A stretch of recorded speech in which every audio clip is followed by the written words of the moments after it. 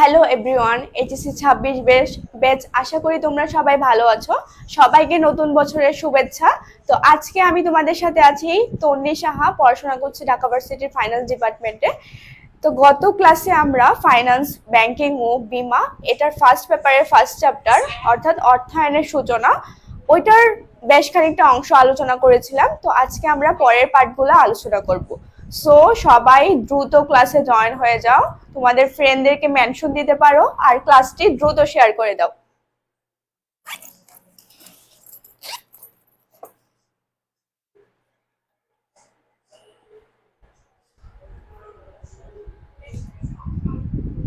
আর সবাইকে অবশ্যই বেশি বেশি করে কমেন্ট করতে হবে।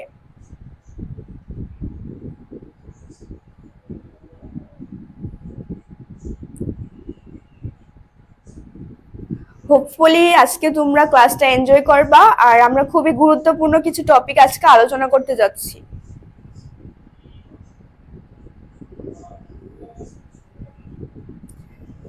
ক্লাসটি দ্রুত শেয়ার করে দাও।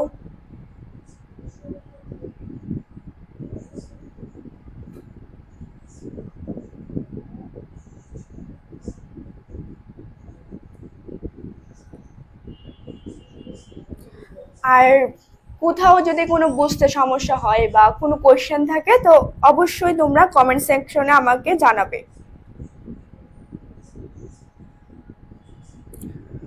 তাহলে আমি ক্লাসটি শুরু করে দেই। তো গত ক্লাসে আমরা ফার্স্ট চ্যাপ্টার অর্থায়নের সূচনা, ওইখানে আমরা অর্থায়ন কি, তারপর হলো অর্থায়নের ধরন, বিভিন্ন ধরনের অর্থায়ন অর্থাৎ পারিবারিক অর্থায়ন, বিজনেস অর্থায়ন, তারপর আন্তর্জাতিক অর্থায়ন, সরকারি অর্থায়ন, এরকম বিভিন্ন ধরনের অর্থায়ন নিয়ে আলোচনা করেছিলাম। আর অর্থায়নের বিভিন্ন উৎস সম্পর্ক জেনেছিলাম, বিভিন্ন অভ্যন্তরীণ উৎস, তারপর বাহ্যিক উৎস, এগুলো সম্পর্কে বিস্তারিতভাবে আলোচনা করেছি। তো আজকে আমরা হলো অর্থায়নের কার্যাবলী থেকে শুরু করব, তারপর হলো অর্থায়নের লক্ষ্য, তারপর অর্থায়নের নীতিসমূহ, এগুলা নিয়ে আলোচনা করব। তো এগুলা কিন্তু খুবই ইম্পর্টেন্ট। এগুলা থেকে অর্থায়নের কার্যাবলী, তারপর নীতি, লক্ষ্য, এগুলা থেকে কিন্তু তোমাদের অবশ্যই কিন্তু সিকিউ থাকবে এক্সামে। তো অবশ্যই আজকের ক্লাসটা মনোযোগ সহকারে বুঝতে হবে। এটা যেমন সিকিউর জন্য তোমাদের ইম্পর্টেন্ট, এমসিকিউর জন্যও কিন্তু ইম্পর্টেন্ট। তাহলে শুরু করে দিই। তো অর্থায়ন কি সেটা সম্পর্কে আমরা গত ক্লাসে জেনেছিলাম যে তহবিল সংগ্রহ এর সঠিক ব্যবস্থাপনাকে আমরা অর্থায়ন বলে থাকবো। তো অর্থায়নের ক্ষেত্রে কি আমরা জেনেছিলাম যে ফার্স্টে হলো পরিকল্পনা করতে হয়, তারপর হলো কোথা থেকে অর্থ সংগ্রহ করব সেগুলো নির্বাচন করে উপযুক্ত উৎস থেকে আমাদেরকে তহবিল সংগ্রহ করতে হয়, ওই তহবিলটা আবার সঠিকভাবে বিনিয়োগ করতে হয়। তো এইগুলা কি একটা অর্থায়নের কি এক একটা কাজ না? তো এরকম ভাবে আমরা যদি স্পেসিফিক করি তাহলে এক্ষেত্রে অর্থায়নের প্রধান কাজ হলো চারটা।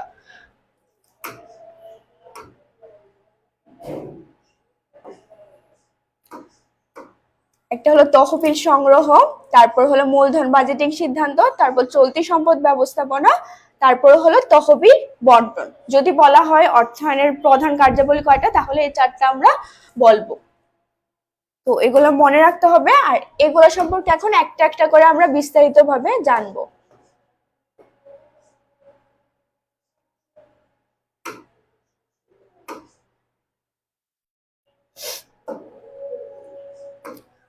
তো ফার্স্টে বলছিলাম যে তহবিল সংগ্রহ। আচ্ছা, তহবিল সংগ্রহ হচ্ছে অর্থায়নের প্রথম ও প্রধান কাজ। এটা সবচেয়ে গুরুত্বপূর্ণ হলো তহবিল সংগ্রহ। অর্থাৎ যদি একটু তোমাদেরকে এক্সাম্পলের মাধ্যমে বোঝায়, ধরো তুমি একটা বিজনেস করতে যাচ্ছ, তাহলে বিজনেস করার জন্য তোমার যেটা প্রথমেই মাথায় আসবে সেটা কি? মানি, অর্থাৎ টাকা। তোমার টাকার প্রয়োজন হয়। তাহলে কি ওই টাকাটা কি সঠিক, তোমাকে সঠিক উৎস থেকে সেটা সংগ্রহ করতে হবে, তাই না? এই টাকাটা তুমি বিভিন্ন জায়গা থেকে সংগ্রহ করতে পারো। ধরো তোমার নিজস্ব অর্থ আছে, অথবা তোমার কোনো রিলেটিভের থেকে ধার নিতে পারো, বা কোনো ব্যাংকের থেকে লোন নিতে পারো। তো বিভিন্ন সোর্স থেকে আসলে তুমি এই অর্থটা সংগ্রহ করতে পারবা। কিন্তু তোমাকে এটাও দেখতে হবে যে কোন উৎস থেকে সংগ্রহ করলে তোমার মূলধন খরচটা সবচেয়ে কম পড়বে, তাহলে কি তুমি সেখান থেকে তহবিলটা সংগ্রহ করবে। যদি এমন কোনো উৎস থেকে সংগ্রহ করো যে ক্ষেত্রে মূলধন খরচটা, অর্থাৎ এই লোনের ক্ষেত্রে যে সুদ দিতে হয় বা এক্ষেত্রে যে খরচটা পড়ে এটা যদি বেশি হয় তাহলে কি তোমার বিজনেসেরও আসলে ব্যয় অর্থাৎ এক্সপেন্স কিন্তু বৃদ্ধি পাবে। তো এক্ষেত্রে অবশ্যই কি তোমাকে তহবিল সংগ্রহের মধ্যে পড়তেছে হলো তুমি যে পরিমাণ তহবিল সংগ্রহ করবা সেটার বিভিন্ন উৎসগুলা নির্বাচন করে ওই উৎসগুলা সম্পর্কে অ্যানালাইসিস করবা যে কোন উৎসগুলা থেকে তহবিলটা সংগ্রহ করলে ব্যয়টা সবচেয়ে কম পড়ে, তাহলে ওই উৎস থেকে তুমি তহবিলটা সংগ্রহ করবে। তো এক্ষেত্রে যদি তুমি যদি সঠিকভাবে এই তহবিলটা সংগ্রহ না করতে পারো তাহলে কি তোমার ব্যয় বেড়ে যেতে পারে প্রতিষ্ঠানে। তো এজন্যই এটা একটা কি একটা প্রধান বা গুরুত্বপূর্ণ একটা কাজ। তাহলে তহবিল সংগ্রহ হলো অর্থায়নের একটা সবচেয়ে প্রথম আর সবচেয়ে গুরুত্বপূর্ণ একটা কাজ। তারপরে আসি হলো মূলধন বাজেটিং সিদ্ধান্ত। আচ্ছা, তহবিল সংগ্রহ করলা, তহবিল সংগ্রহ করার পর তুমি কি এটা অবশ্যই কি নিজের কাছে কি এনে রেখে দিবা? অবশ্যই না। এটা এই তহবিলে সংগ্রহিত অর্থটা তুমি বিভিন্ন জায়গায় বন্টন করে দিবা, যেখান থেকে তুমি কি লাভ পাবা বা আয় হবে তোমার, সেসব জায়গায় তুমি এটা বিনিয়োগ করবে। তো এক্ষেত্রে হলো মূলধন বাজেটিং সিদ্ধান্তটা, এই কাজটা হলো দীর্ঘমেয়াদী বিনিয়োগ সিদ্ধান্তের সাথে জড়িত। অর্থাৎ তুমি সংগৃহীত অর্থটা যদি দীর্ঘমেয়াদী বিনিয়োগ ক্ষেত্র, যেমন ধরো একটা জমি ক্রয় করলা বা একটা দালান নির্মাণ করলা বা কোনো আসবাবপত্র বা মেশিন ক্রয় করলা, তো এগুলা কি একটা দীর্ঘমেয়াদী বিনিয়োগ ক্ষেত্র না? দীর্ঘমেয়াদী বিনিয়োগ ক্ষেত্র কোনগুলা? যেগুলো আমরা দীর্ঘ সময়ের জন্য ওইগুলাতে আমরা বিনিয়োগ করে থাকি, টাকা ইনভেস্ট করি, আর দীর্ঘ সময় ধরে আমরা আশা করি যে এখান থেকে আমরা বেনিফিট পাবো ভবিষ্যতে। তো ওইগুলাকে আমরা দীর্ঘমেয়াদী বিনিয়োগ ক্ষেত্র বলি, যেমন জমি ক্রয়, আসবাবপত্র ক্রয়, তারপর দালান নির্মাণ, তারপর মেশিন ক্রয়, এরকম বিভিন্ন। এক্ষেত্রে কিন্তু দেখবা যে তোমার টাকার পরিমাণটাও কিন্তু বেশি ইনভেস্ট করতে হচ্ছে দীর্ঘমেয়াদী বিনিয়োগ ক্ষেত্রে। তো এই সম্পর্কে যে দীর্ঘমেয়াদী কোন বিনিয়োগ ক্ষেত্রটাই আমার ইনভেস্ট করা উচিত, এই সম্পর্কে যে অ্যানালাইসিস বা কাজগুলা করতে হয়, করে সিদ্ধান্ত নিতে হয়, এটাকে আমরা বলতেছি মূলধন বাজেটিং সিদ্ধান্ত। যদি একটা এক্সাম্পল দিই তোমাদেরকে, ধরো তুমি তোমার প্রতিষ্ঠানটা হলো একটা উৎপাদনকারী প্রতিষ্ঠান। তো উৎপাদনকারী প্রতিষ্ঠান, তুমি চাচ্ছ যে একটা মেশিন ক্রয় করতে, কেননা বর্তমান যে মেশিনটা আসছে ওটা একটু স্লো কাজ করছে, তাহলে সেক্ষেত্রে তুমি চাচ্ছ যে একটা নতুন মেশিন ক্রয় করতে। এক্ষেত্রে তুমি অবশ্যই কি মানে তথ্য সংগ্রহের মাধ্যমে উপযুক্ত উৎস থেকে তুমি তহবিলটা সংগ্রহ করলা। তাহলে কি সেটা তুমি মেশিনে কি এই মেশিন যে দীর্ঘমেয়াদী বিনিয়োগ ক্ষেত্রটা, এটা কি বিনিয়োগ করবা? তাহলে এক্ষেত্রে তোমাকে অ্যানালাইসিস করতে হবে। ধরো তুমি মেশিনটা যদি ক্রয় করো তাহলে ধরো তোমার 15 লক্ষ টাকা ব্যয় হবে, আর এই মেশিনটা তুমি ধরো ব্যবহার করতে পারবে হলো 10 বছর। তাহলে তোমাকে অ্যানালাইসিস করে দেখতে হবে যে এই মেশিনটা যে ক্রয় করলা, এই মেশিনে যে ইনভেস্ট করলা টাকাটা, এক্ষেত্রে এই মেশিনটা থেকে যে আয়টা হচ্ছে প্রতিষ্ঠানের, সেই আয়টা কি এই যে ব্যয় যে হলো 15 লক্ষ টাকা, এই ব্যয়ের থেকে 10 বছর বেশি হচ্ছে কিনা, ওইটা তোমাকে কি অ্যানালাইসিস করতে হবে। যদি ব্যয়ের থেকে যদি আয় বেশি হয় তাহলেই তুমি মেশিনে ইনভেস্ট করবে, আর যদি কম হয় তাহলে অবশ্যই না, কারণ তুমি ক্ষতি করে কেন মেশিনে ইনভেস্ট করতে যাবে। তাহলে এক্ষেত্রে আমরা বিভিন্ন দীর্ঘমেয়াদী বিনিয়োগ ক্ষেত্র আছে, এগুলো অ্যানালাইসিস করে তারপর হলো সিদ্ধান্ত গ্রহণ করি যে এখানে আসলে কোনটাতে ইনভেস্ট করলে প্রতিষ্ঠানের জন্য ভালো হবে। আর এই সম্পর্কিত অর্থাৎ দীর্ঘমেয়াদী বিনিয়োগের ক্ষেত্রে কোথায় ইনভেস্ট করলে প্রতিষ্ঠানের ভালো হবে, এই সংক্রান্ত সিদ্ধান্ত গ্রহণকে আমরা বলতেছি যে মূলধন বাজেটিং সিদ্ধান্ত।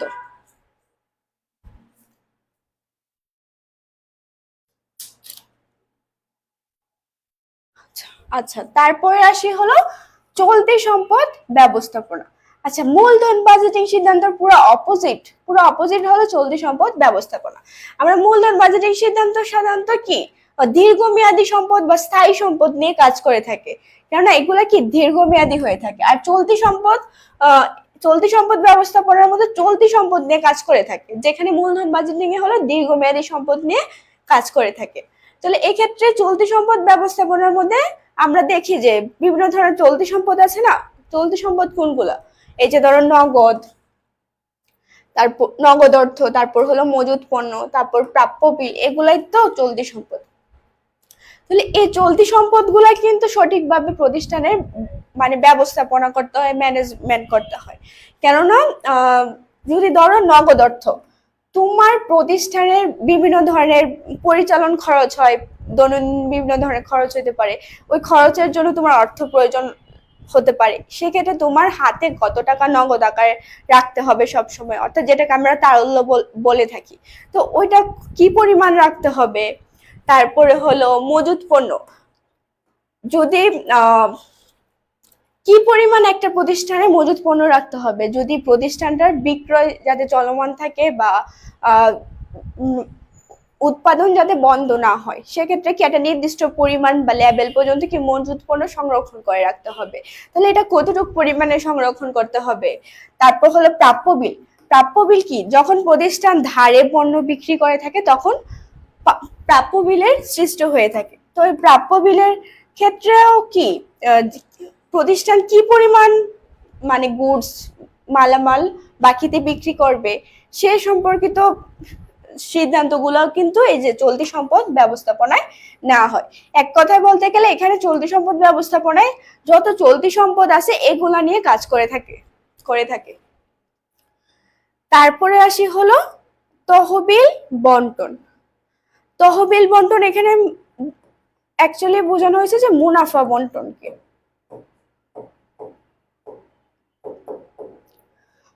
অর্থাৎ একটা প্রতিষ্ঠানে কি একটা নির্দিষ্ট পিরিয়ড পরে কি নেট মুনাফা বা নেট ক্ষতি বের করে থাকে। তাহলে যদি প্রতিষ্ঠানে নেট মুনাফা হয়, সেক্ষেত্রে নেট মুনাফাটা কিন্তু বিভিন্ন খাতে মানে বন্টন করতে হয়। যেমন প্রতিষ্ঠান শেয়ার মালিকদের লভ্যাংশ দিতে পারে, তারপর ঋণদাতাদের সুদ, সরকারকে কর, এগুলো তো অবশ্যই দিতে হবে। ঋণদাতাদের সুদ, তারপর সরকারকে কর দিতে হয় প্রতিষ্ঠান নির্দিষ্ট পিরিয়ড শেষে যে মুনাফাটা করলো সেখান থেকে। তারপর এই সরকারকে কর, তারপর ঋণদাতাদের সুদ দেওয়ার পর যে টাকাটা থাকে, ওই টাকাটা কি মানে ওই টাকাটার কিন্তু কিছু অংশ কি শেয়ার হোল্ডারদের লভ্যাংশ আকারে দিতে হয়। এখানে লভ্যাংশ বলতে বোঝানো হয়েছে যে মুনাফার যে অংশ শেয়ার হোল্ডারদের মধ্যে বন্টন করে দেওয়া হয় ওটাকে আমরা লভ্যাংশ বলে থাকি। তাহলে কি একটা অংশ কি শেয়ার হোল্ডারদের লভ্যাংশ আকারে দিতে হয়। শেয়ার হোল্ডাররা যে প্রতিষ্ঠানে ইনভেস্ট করছে, তাহলে ওরা কি একটা নির্দিষ্ট পরিমাণ তো লভ্যাংশের আশাই করছে যে নিট মুনাফার থেকে একটা অংশ তারা পাবে। তাহলে সেক্ষেত্রে কি তাদেরকেও লভ্যাংশ প্রদান করতে হয়, মানে তারা যাতে সন্তুষ্ট থাকে এরকম ভাবে লভ্যাংশও দিতে হয়। আবার নেট মুনাফার কিছু অংশ ভবিষ্যতের জন্য সংরক্ষণ করে রাখতে হয় প্রতিষ্ঠানে, কেননা প্রতিষ্ঠানের যদি ভবিষ্যতে কোনো বড় বড় বিনিয়োগ ক্ষেত্র থাকে, বিনিয়োগ ক্ষেত্র ভবিষ্যতে যদি পাওয়া যায় সেখানে ইনভেস্ট করতে পারে। তো এক্ষেত্রেও কি এখানে আসলে তহবিল বন্টনে অ্যাকচুয়ালি আমরা নিট মুনাফার কতটুকু অংশ আসলে শেয়ার হোল্ডারদের লভ্যাংশ আকারে দেওয়া হবে আর কতটুকু অংশ প্রতিষ্ঠান সংরক্ষণ করবে এই সংক্রান্ত সিদ্ধান্ত গ্রহণকে আমরা বলতেছি যে তহবিল বন্টন। আচ্ছা, তোমরা কি এতটুকু বুঝতে পেরেছো?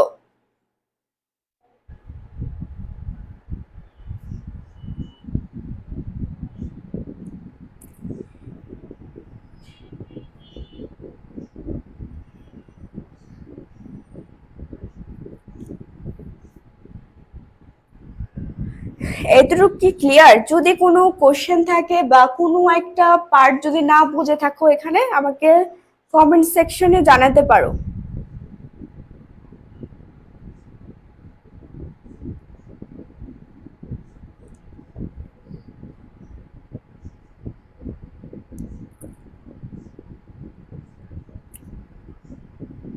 আচ্ছা, তাহলে আমি পরের টপিকে চলে যাই।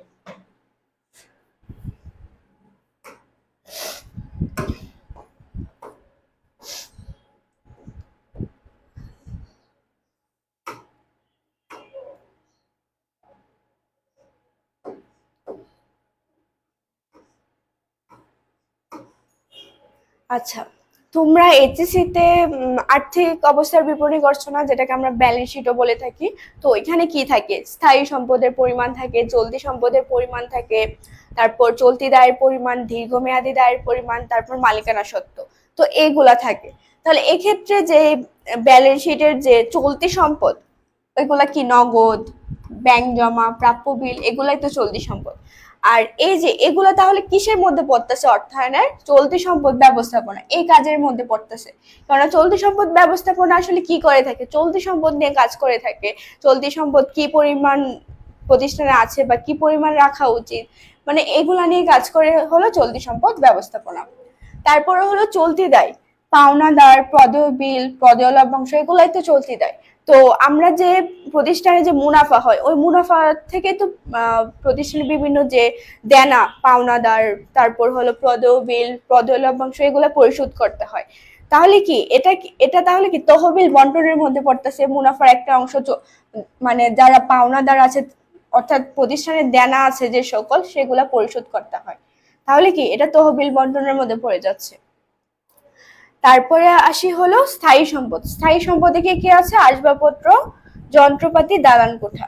আমরা মূলধন বাজেটিং এ কি পড়ে আসছি? যে মূলধন বাজেটিং হলো দীর্ঘমেয়াদী বিনিয়োগ সিদ্ধান্ত, অর্থাৎ দীর্ঘমেয়াদী কোন কোন ক্ষেত্রে বিনিয়োগ করলে প্রতিষ্ঠান লাভবান হবে এগুলা। তাহলে এই ক্ষেত্রে কি আসবাবপত্র, যন্ত্রপাতি, দালান কোঠা, এগুলা কি দীর্ঘমেয়াদী বিনিয়োগ ক্ষেত্র না?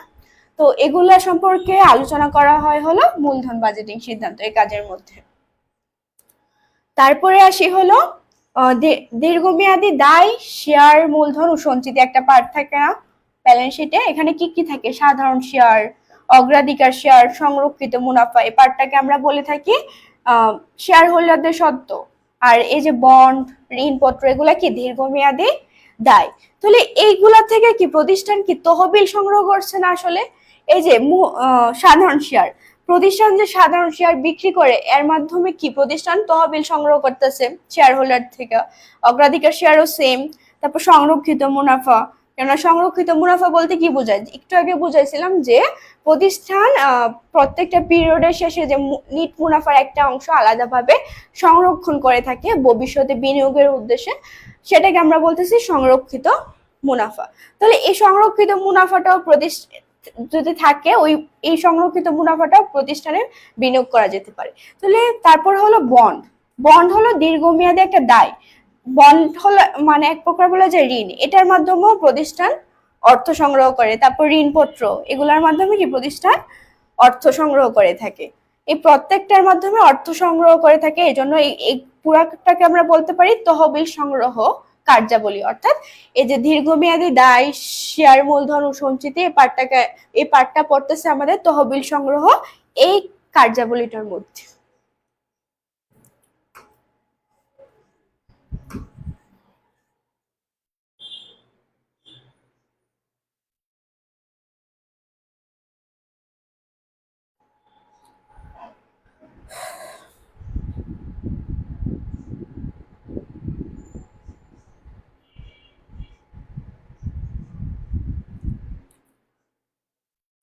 আচ্ছা, তারপরে কি বলা হয়েছে? আচ্ছা, তারপরে তোমাদের জন্য একটা কাজ আছে, এই এমসিকিউটার উত্তর দাও। দেখবো কে আগে দিতে পারে। এতক্ষণ যে আমরা অর্থায়নের কার্যাবলীগুলো পড়াইলাম, তহবিল সংগ্রহ, মূলধন বাজেটিং, তারপর হলো চলতি সম্পদ ব্যবস্থাপনা, তারপর তহবিল বন্টন, এই চারটা কি অর্থায়নের কার্যাবলী।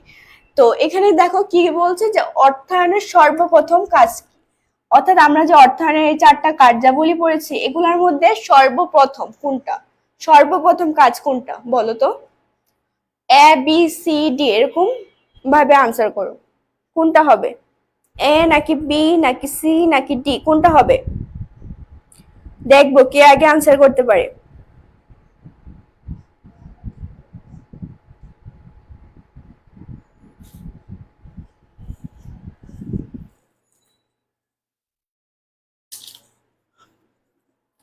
দ্রুত আনসার করো।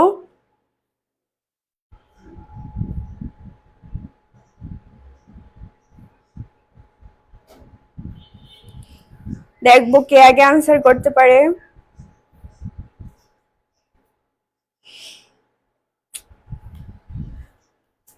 অনেক বেশি কালো আসতেছে। হ্যাঁ, সাদাই কালো হয়ে গেছে।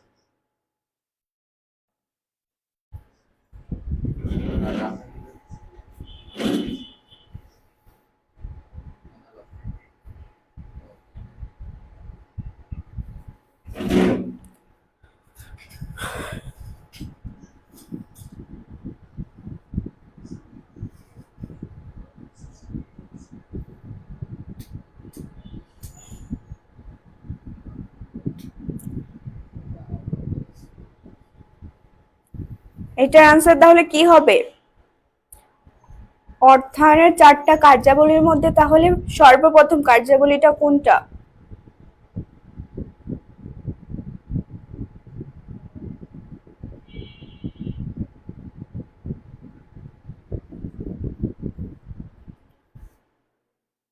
আচ্ছা, এটার আনসার আমি করে দিচ্ছি।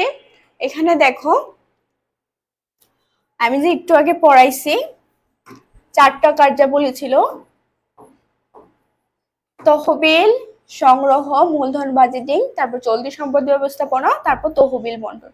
এই 4টার মধ্যে কি সর্বপ্রথমটা কি ছিল? তহবিল সংগ্রহ। এটা হলো অর্থায়নের কার্যাবলীর মধ্যে সর্বপ্রথম কাজ। তাহলে এটার আনসার হবে তহবিল সংগ্রহ, অর্থাৎ অপশন সি।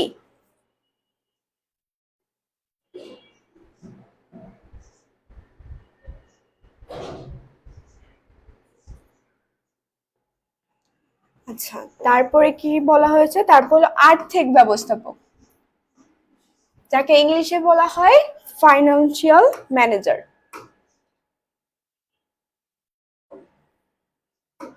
আর্থিক ব্যবস্থাপক কি? যে সকল ব্যক্তিবর্গ প্রত্যক্ষ ও পরোক্ষভাবে অর্থায়ন কার্যাবলীর সাথে সম্পর্কিত। অর্থাৎ আর্থিক ব্যবস্থাপক তারা কি অবশ্যই অর্থায়ন কার্যাবলী, যেমন তহবিল সংগ্রহ, তারপর হলো মূলধন বাজেটিং, চলতি সম্পদ ব্যবস্থাপনা, তহবিল বন্টন, এই অর্থায়ন সংক্রান্ত কার্যাবলীর সাথে যেসব ব্যক্তিবর্গ জড়িত তাদেরকে আমরা বলবো ফাইন্যান্সিয়াল ম্যানেজার বা আর্থিক ব্যবস্থাপক। তো এটা অনেক সময় সিকিউর করতে বলা হয় যে আর্থিক ব্যবস্থাপক কাকে বলে। তো ডেফিনেশনটা মনে রাখবো। আচ্ছা, একটু আগে যেগুলো পড়ছিলাম যে এগুলো ছিল অর্থায়নের কার্যাবলী। তো অর্থায়নের গুরুত্বপূর্ণ 3টা সিদ্ধান্ত, এগুলা হলো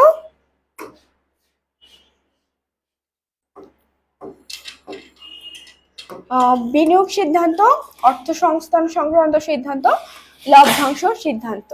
অর্থাৎ আমরা যে 4টা কার্যাবলী পড়ে আসলাম, এই 4টা কার্যাবলী কিন্তু এই সিদ্ধান্তগুলোর মধ্যেই পড়ে থাকে।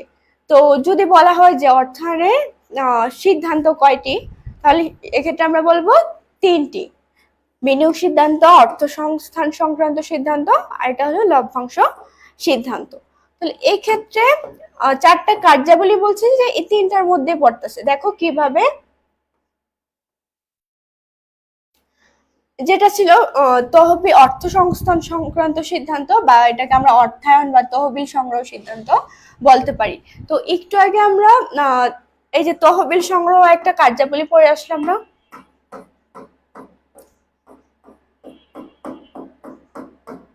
এই যে অর্থায়নের প্রথম কার্যাবলীটা তহবিল সংগ্রহ।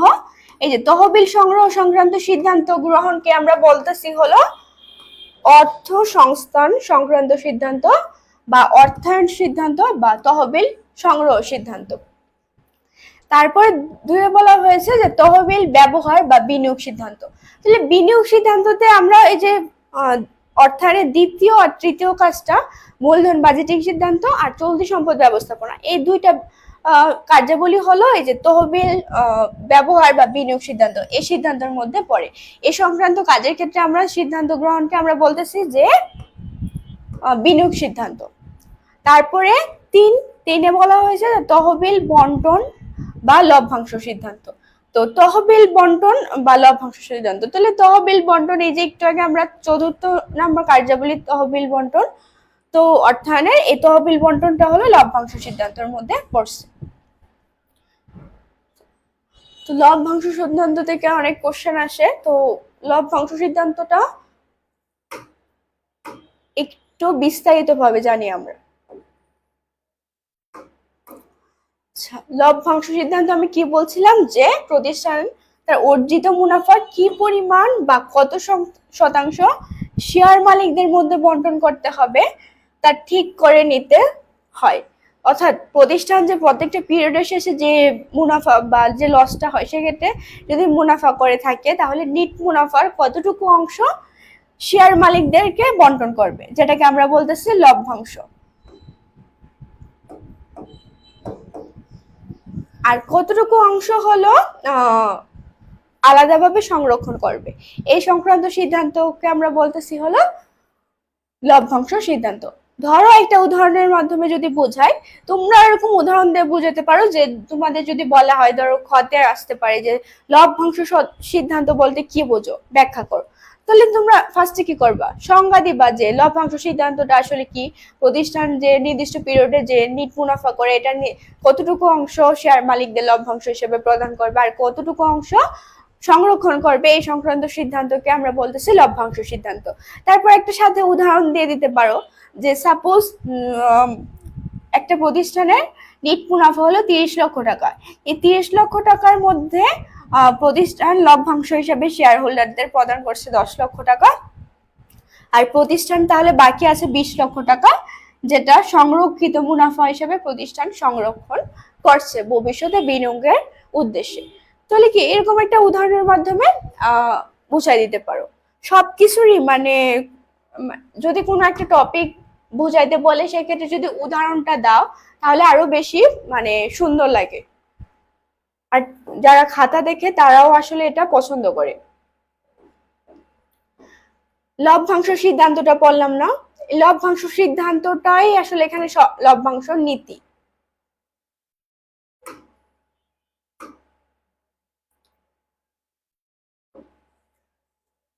এই যে মুনাফার কত অংশ লভ্যাংশ আকারে বন্টন করা হবে এবং কত অংশ সংরক্ষণ করা হবে তা ঠিক করাকে লভ্যাংশ নীতি বলা হয়, যা আর্থিক ব্যবস্থাপকের একটি গুরুত্বপূর্ণ লভ্যাংশ। ধরো প্রতিষ্ঠান ঠিক করলো যে 100 টাকার মধ্যে লভ্যাংশ হিসাবে 40 টাকা প্রদান করবে আর 60% হলো মুনাফা হিসাবে সংরক্ষিত মুনাফা হিসাবে রাখবে। তাহলে কি, তাহলে এই যে লভ্যাংশ সংক্রান্ত যে সিদ্ধান্ত গুলা গ্রহণ করছে এটাই আসলে নীতি আকারে এখানে দেখানো হয়েছে। আর এখানে লভ্যাংশ সংজ্ঞাটা আর হলো সংরক্ষিত মুনাফার, এই দুটার সংজ্ঞা দেওয়া আছে। তো এই স্লাইড গুলা তোমাদের প্রোভাইড করা হবে যারা পেড ব্যাচে আছো। তো স্লাইড গুলা কিন্তু তোমাদের জন্য খুবই ইম্পর্টেন্ট, তোমাদের বইয়ের থেকে আসলে গুরুত্বপূর্ণ অংশগুলো স্লাইডে তুলে নেওয়া হয়েছে। তো পরীক্ষার আগের দিন রাতে যদি স্লাইডও শুধু পড়ে যাও তাহলে কিন্তু অনেক কিছুই কভার হয়, কারণ এখানে কিন্তু গুরুত্বপূর্ণ সবকিছুই উঠানো হয়েছে। আচ্ছা,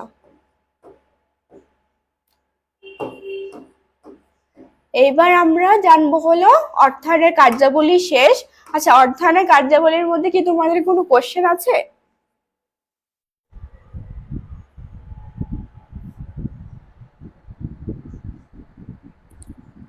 যদি কোনো কোশ্চেন থাকে বলতে পারো।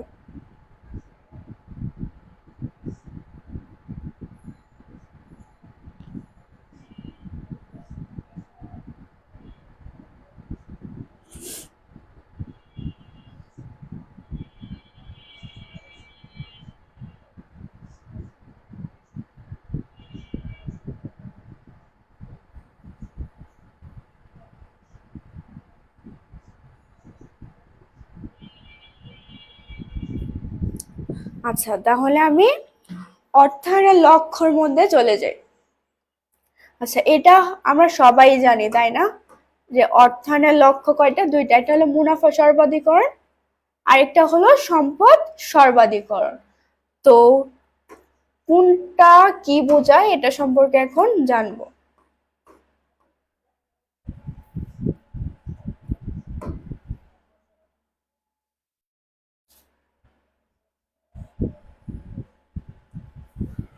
সরি, বারবার কেটে যাচ্ছে। আচ্ছা, মুনাফা সর্বাধিকরণ আরেকটা হলো সম্পদ সর্বাধিকরণ। আচ্ছা, এটা পুরোটা আসতেছে না।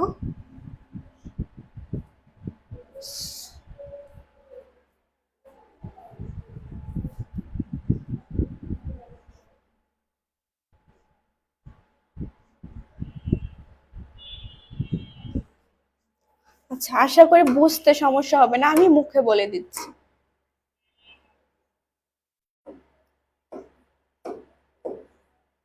আচ্ছা, মুনাফা সর্বাধিকরণ বলতে কি বোঝায়, আরেকটা লভ্যাংশ সর্বাধিকরণ।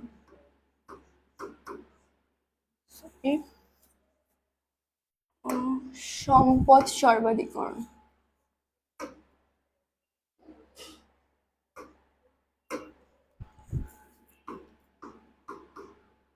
সম্পদ সর্বাধিকরণ। তো ফার্স্ট টাইম বলি যে মুনাফা সর্বাধিকরণ। তো মুনাফা সর্বাধিকরণ এটা দ্বারা বোঝানোই হচ্ছে যে মুনাফাকে বৃদ্ধি করতে হবে। একটা প্রতিষ্ঠানে যদি বা অর্থায়নের মূল লক্ষ্য যদি হয় প্রতিষ্ঠান কিভাবে মুনাফা বেশি করবে, কিভাবে তার প্রতিষ্ঠানের মুনাফা বৃদ্ধি করবে, তাহলে সেই লক্ষ্যটাকে আমরা বলেছি যে মুনাফা সর্বাধিকরণ লক্ষ্য। তাহলে এক্ষেত্রে কি করা হয়, ব্যবসায় প্রতিষ্ঠান তার শেয়ার প্রতি আয় সর্বাধিকরণ করে অর্থাৎ বৃদ্ধি করে থাকে। একটা প্রতিষ্ঠানে যদি নিট মুনাফা বৃদ্ধি পায় তাহলে শেয়ার প্রতি যে আয় সেটাও কি বৃদ্ধি পাবে। তাহলে এক্ষেত্রে কি প্রতিষ্ঠান চেষ্টা করে যে কিভাবে প্রতিষ্ঠানের মুনাফাকে বৃদ্ধি করা যায়। আর সম্পদ সর্বাধিকরণ যেটা, এটা প্রতিষ্ঠানে কিভাবে সম্পদ বৃদ্ধি করা যায় সেটাকে বোঝায়।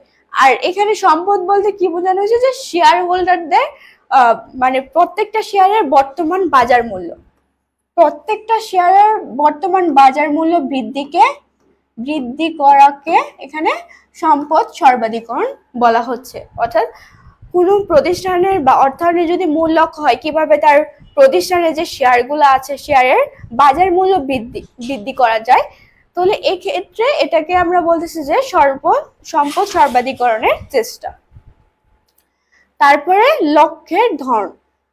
মুনাফা সর্বাধিকরণ কিন্তু একটা স্বল্প মেয়াদী উদ্দেশ্য, আর যেটা সম্পদ সর্বাধিকরণ এটা হলো দীর্ঘমেয়াদী উদ্দেশ্য। অর্থাৎ সম্পদ সর্বাধিকরণ যেটা যে অর্থায়ন বা প্রতিষ্ঠানের মূল উদ্দেশ্য হয় এটা হলো একটা দীর্ঘমেয়াদী উদ্দেশ্য, দীর্ঘমেয়াদী একটা কনসেপ্ট। আর অন্যদিকে মুনাফা সর্বাধিকরণ হলো একটা স্বল্প মেয়াদী কনসেপ্ট। অর্থাৎ কোনো প্রতিষ্ঠানের যদি মূল লক্ষ্য হয় মুনাফা সর্বাধিকরণ, সেক্ষেত্রে আসলে প্রতিষ্ঠান সহজে বাজারে টিকে থাকতে পারে না। আর দীর্ঘমেয়াদী সম্পদ সর্বাধিকরণ যদি হয় প্রতিষ্ঠানের মূল লক্ষ্য, তাহলে কি প্রতিষ্ঠানের একটা সম্ভাবনা থাকে যে বাজারে দীর্ঘদিন ধরে টিকে থাকতে পারে। তো এই জন্য এটাকে দীর্ঘমেয়াদী উদ্দেশ্য বলা হয়েছে আর এটা স্বল্প মেয়াদী উদ্দেশ্য। তারপরে ধারণা, এখানে মুনাফা সর্বাধিকরণ অর্থায়নের একটা সনাতন ধারণা। আর এই যে সম্পদ সর্বাধিকরণ এটা হলো অর্থায়নের একটা আধুনিক ধারণা, বর্তমান ধারণা। তো এগুলা থেকে কিন্তু এমসিকিউ আসে। আর তোমাদের কিন্তু অনেক সময় সিকিউর ঘতেও বলে দেয় যে সম্পদ সর্বাধিকরণ আর মুনাফা সর্বাধিকরণের মধ্যে পার্থক্য লিখো। তাহলে এক্ষেত্রে তোমরা এগুলা লিখতে পারবা। আর গ আর ঘ এগুলাতেও কিন্তু কোশ্চেন আসে, মুনাফা সর্বাধিকরণ সম্পদ সর্বাধিকরণ এগুলা রিলেটেড। তারপর 4 কি বলা হয়েছে যে অর্থের সময় মূল্য, নগদ প্রবাহ ও ঝুঁকি। মুনাফা সর্বাধিকরণ যেটা, এটা আসলে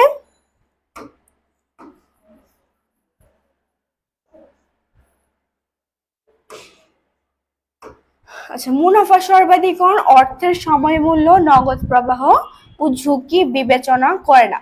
অর্থের সময় মূল্য ধারণা অনুযায়ী আমরা কি জানি যে আজকের 1 টাকা 1 বছর পর 1 টাকার সমান মূল্য বহন করে না, ভবিষ্যতের থেকে বর্তমান টাকার মূল্যটা আসলে বেশি। এটাই আসলে অর্থের সময় মূল্যের ধারণা।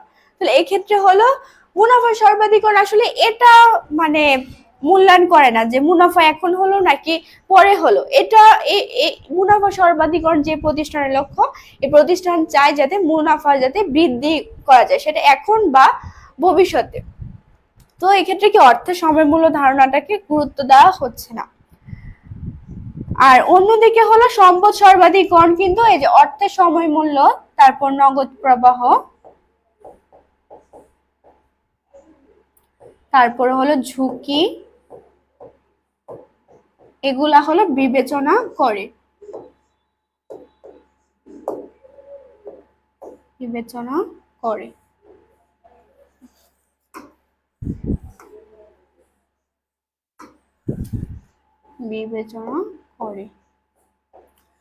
আচ্ছা, অর্থের সময় মূল্যের তাহলে মুনাফা সর্বাধিকরণ কিন্তু অর্থের সময় মূল্যকে বিবেচনা করছে না। আর সম্পদ সর্বাধিকরণ কিন্তু অর্থ সময় মূল্যকে বিবেচনা করে থাকে।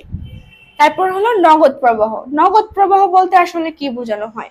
নগদ প্রবাহ বলতে বোঝানো হয় যে প্রতিষ্ঠান কত টাকা নগদে পাইলো বা কত টাকা নগদে দিতে হলো, এটাকে বোঝানো হচ্ছে নগদ প্রবাহ। এক্ষেত্রে কি অবশ্যই এটা নগদে আদান প্রদান ঘটে থাকে। তাহলে এক্ষেত্রে মুনাফা সর্বাধিকরণ যেটা, এটা নগদ প্রবাহকে বিবেচনা করছে না। কিভাবে? যদি একটা উদাহরণের মাধ্যমে দেখাই, ধরো একটা প্রতিষ্ঠান এখন হলো একজন কাস্টমারকে ধরো 5 লক্ষ টাকার সেবা প্রদান করলো।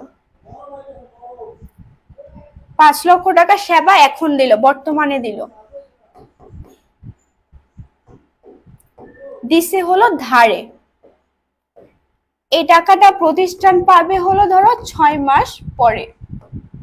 কিন্তু যে প্রতিষ্ঠানের লক্ষ্য হলো মুনাফা সর্বাধিকরণ, সে প্রতিষ্ঠান কিন্তু এই যে বর্তমানে যে 5 লক্ষ টাকা হইলো, এটা প্রতিষ্ঠানের একটা আয় হইলো, এটা কিন্তু প্রতিষ্ঠানের আয় যেহেতু হয়েছে, প্রতিষ্ঠানের মুনাফাকে বৃদ্ধি করে দিচ্ছে। কিন্তু এটা কি হয়েছে? ধারে হয়েছে না, টাকাটা কি হাতে পায় নাই, অর্থাৎ নগদ প্রবাহ কিন্তু ঘটে নাই। তাও কিন্তু এটা প্রতিষ্ঠানের আয় হিসাবে দেখানো হচ্ছে, অর্থাৎ মুনাফাকে বৃদ্ধি করে দিচ্ছে। কিন্তু যেটা সম্পদ সর্বাধিকরণ, এক্ষেত্রে কিন্তু মুনাফা হলো, যখন মুনাফা সবগুলা নগদে হবে, সেক্ষেত্রে আসলে ওইটা লিপিবদ্ধ করা হবে। তো এক্ষেত্রে আমরা বুঝতে পারতেছি যে মুনাফা সর্বাধিকরণ নগদ প্রবাহকে বিবেচনা করছে না। এক্ষেত্রে প্রতিষ্ঠানের মুনাফা বৃদ্ধি করছে, বাট নগদ প্রবাহ কিন্তু হচ্ছে না এখন, তাই নগদ প্রবাহকে বিবেচনা করা হচ্ছে না, এটাকে প্রতিষ্ঠানের আয় হিসাবে দেখানো হচ্ছে। তারপরে আসে হলো ঝুঁকি। ঝুঁকি এক্ষেত্রে মুনাফা সর্বাধিকরণ আসলে ঝুঁকিটাও বিবেচনা করে না, কেননা প্রতিষ্ঠান চায় যে প্রতিষ্ঠানের ব্যবসায় যাতে লাভই হোক, মানে কোথায় কতটুকু ঝুঁকি আছে ওইটা আসলে বিচার বিশ্লেষণ করা হয় না মুনাফা সর্বাধিকরণের ক্ষেত্রে। যদি একটা উদাহরণের মাধ্যমে এটা বোঝায়,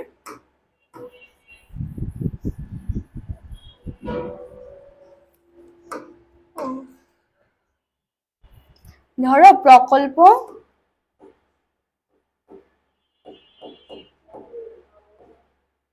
এ আর প্রকল্প বি।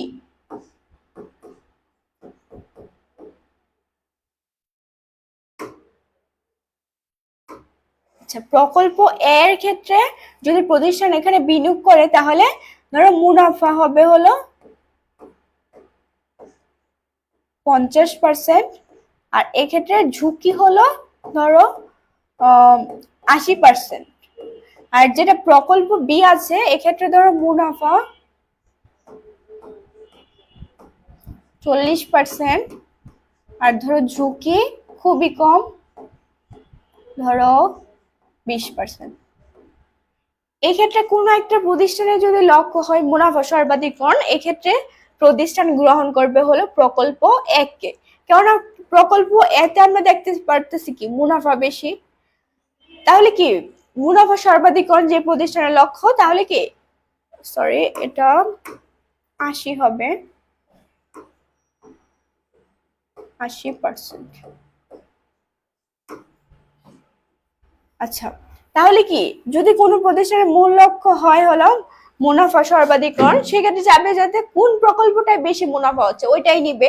সেক্ষেত্রে ঝুঁকি কতটুকু ওইটা আসলে বিবেচনা করবে না, কেননা দেখো এখানে কি 50% মুনাফা হচ্ছে, ঝুঁকি 80%। আর প্রকল্প বিতে দেখো 40% মুনাফা হচ্ছে আর ঝুঁকি হচ্ছে 20%। এটা ঝুঁকি কম, কিন্তু আর এটার ঝুঁকি কি বেশি 80%। কিন্তু এখানে যেহেতু মুনাফা বেশি হচ্ছে 50% আর এখানে 40%, তাই যে প্রতিষ্ঠানের লক্ষ্য আসলে মুনাফা সর্বাধিকরণ, তাহলে সে প্রতিষ্ঠান যাবে হলো প্রকল্প এতে বিনিয়োগ করতে।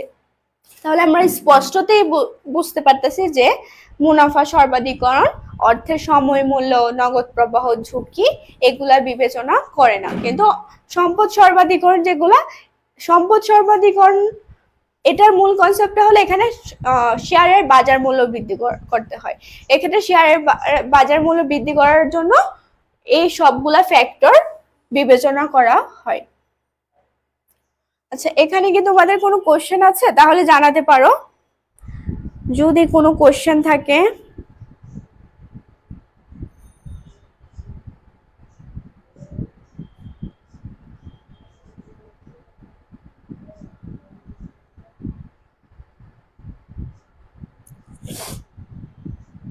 এটা কি ক্লিয়ার?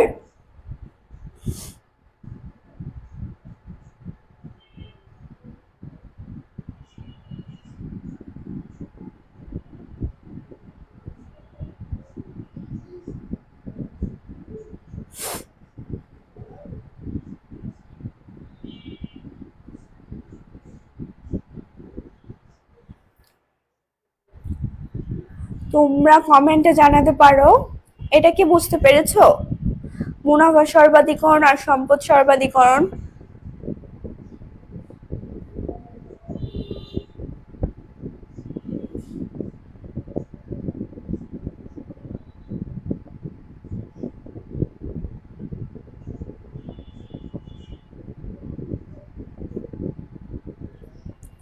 আচ্ছা, তাহলে আমি পরের টপিকে চলে যাচ্ছি। আর যদি তোমাদের কোনো কোশ্চেন থাকে কোনো এই টপিকগুলো রিলেটেড, তাহলে অবশ্যই কমেন্টে জানাবে।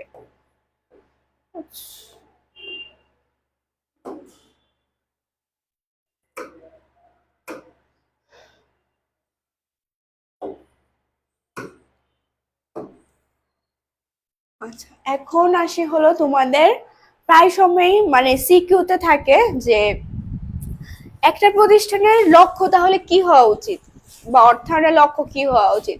আমরা দেখলাম যে মুনাফা সর্বাধিকরণের ক্ষেত্রে অনেকগুলা সীমাবদ্ধতা আছে। এটা অর্থের সময় মূল্য বিবেচনা করে না, ঝুঁকি বিবেচনা করে না, নগদ প্রবাহ বিবেচনা করে না। এটা একটা স্বল্প মেয়াদী উদ্দেশ্য, অর্থাৎ এটার মাধ্যমে প্রতিষ্ঠান দীর্ঘদিন ধরে টিকে থাকতে পারে না, মানে এরকম সম্ভাবনা কম থাকে। আর যেটা সম্পদ সম্পাদীকরণ, এগুলো সম্পদ সর্বাধিকরণের ক্ষেত্রে এই সবগুলা ফ্যাক্টর বিবেচনা করে, আর এটা সম্পদ সর্বাধিকরণের দীর্ঘমেয়াদী উদ্দেশ্য। তাহলে আমরা দেখতে পাচ্ছি যে মুনাফা সর্বাধিকরণের অনেকগুলা সীমাবদ্ধতা। তাহলে কি একটা প্রতিষ্ঠান বা অর্থায়নের মূল লক্ষ্য কি হওয়া উচিত, সম্পদ সর্বাধিকরণ নাকি মুনাফা সর্বাধিকরণ, কোনটা হবে তাহলে কি হওয়া উচিত?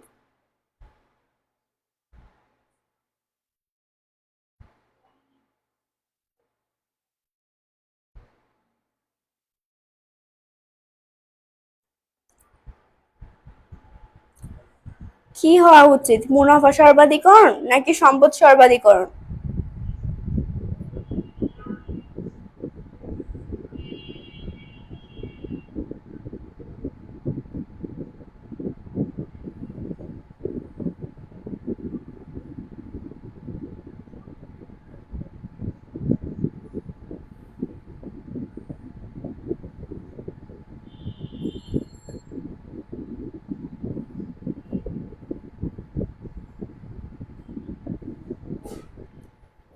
আচ্ছা, তোমরা আমাকে কমেন্টে জানাও।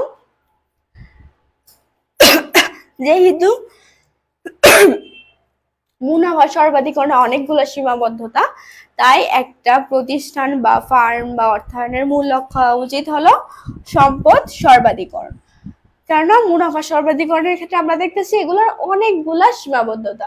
যেমন এটা মুনাফার ধারণাও অস্পষ্ট। আচ্ছা, এটা বোঝানো হয় নাই।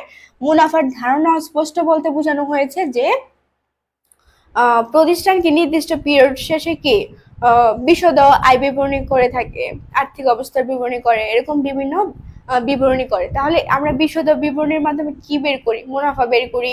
তাহলে এক্ষেত্রে নিট মুনাফা বের করি। তাহলে এক্ষেত্রে আমরা ফার্স্টে বের করি হলো মোট মুনাফা, তারপর হলো পরিচালন মুনাফা, তারপরে হলো নেট মুনাফা বা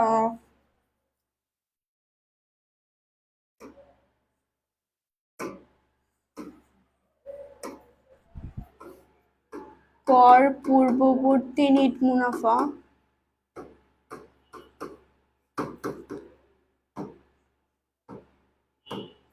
তারপরে হলো কর পরবর্তী নেট মুনাফা। এক্ষেত্রে বিভিন্ন ধরনের মুনাফা আছে, মোট মুনাফা, পরিচালন মুনাফা, কর পূর্ববর্তী মুনাফা, পরবর্তী মুনাফা। তাহলে এক্ষেত্রে আসলে মুনাফা সর্বাধিকরণ দ্বারা যে বুঝে মুনাফাকে সর্বাধিকরণ করা অর্থাৎ বৃদ্ধি করা, এক্ষেত্রে কোন মুনাফাটাকে আসলে বৃদ্ধি করা, এটার কনসেপ্টটা কিন্তু ক্লিয়ার না, এটা একটা অস্পষ্ট ধারণা। অর্থাৎ কোনটাকে আসলে বোঝানো, কোন ফ্যাক্টরটাকে আসলে বৃদ্ধি করতে হবে, এটা নাকি এটা, কোনটাকে, এটা কিন্তু স্পষ্ট না। তাহলে আমরা বুঝতে পারছি এটা একটা সীমাবদ্ধতা মুনাফা সর্বাধিকরণে। তারপর একটু আগে দেখে আসলাম যে এটা অর্থের সময় মূল্য বিবেচনা করে না, ঝুঁকিও বিবেচনা করে না। আরেকটা এখানে ছিল যে আরেকটা স্টেপ হবে যে এটা নগদ প্রবাহ বিবেচনা করে না।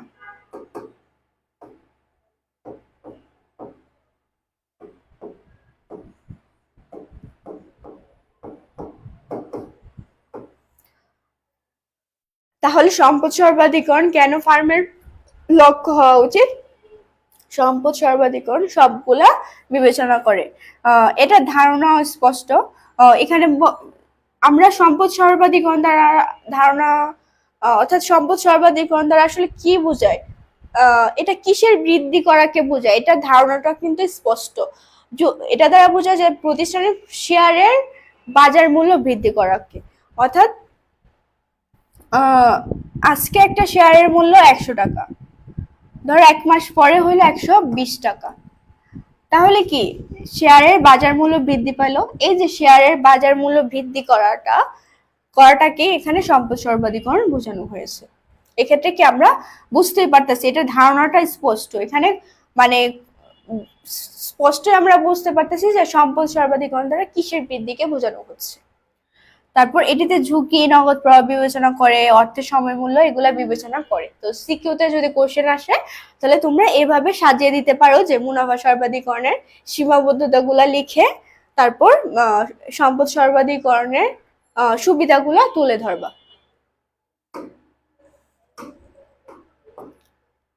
এবার আমরা পড়বো লাস্ট টপিক, অর্থায়নের নীতি।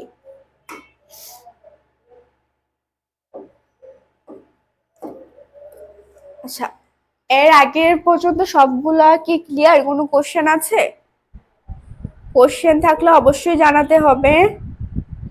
আর কোনো কোশ্চেন করলে, আমি যদি কোনো কোশ্চেন করি বা এমসিকিউ উত্তর জানতে চাই, তাহলে সেগুলো কি অবশ্যই তোমাদের রিপ্লাই দিতে হবে।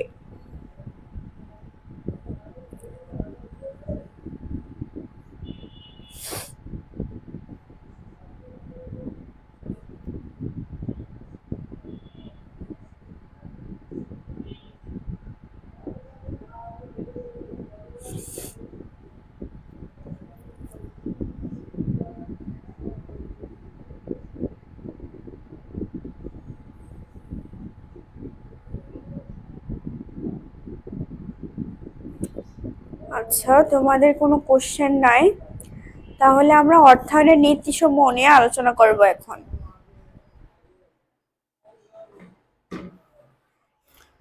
অর্থায়নের নীতি, এখান থেকেও কিন্তু তোমাদের সিকিউ আসে, এমসিকিউ আসে।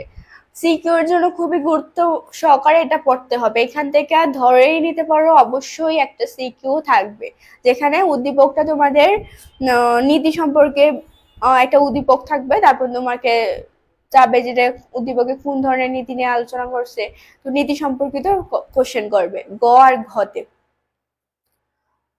তাহলে অর্থায়নের নীতি আমরা তোমাদের বইয়ে 3টা নীতি সম্পর্কে আলোচনা করছে। একটা হলো ঝুঁকি ও মুনাফার নীতি, তারল্য ও মুনাফার নীতি, আর এটা হলো পোর্টফোলিও বৈচিত্র্যায়নের নীতি। তো এই নীতিগুলো সম্পর্কে আমরা একটা একটা করে বিস্তারিতভাবে জানবো এখন।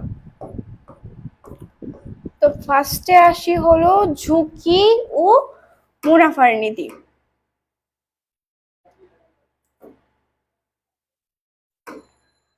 ঝুঁকি ও মুনাফার নীতি, ঝুঁকি দ্বারা আসলে কি বোঝায়?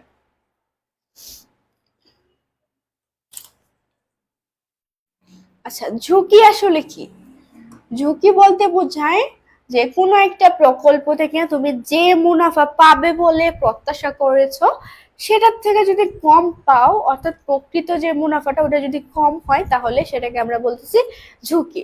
ধরো তুমি একটা প্রকল্পে বিনিয়োগ করছো, বিনিয়োগ করে তুমি প্রত্যাশা করছো যে ওই প্রকল্প থেকে তুমি 15%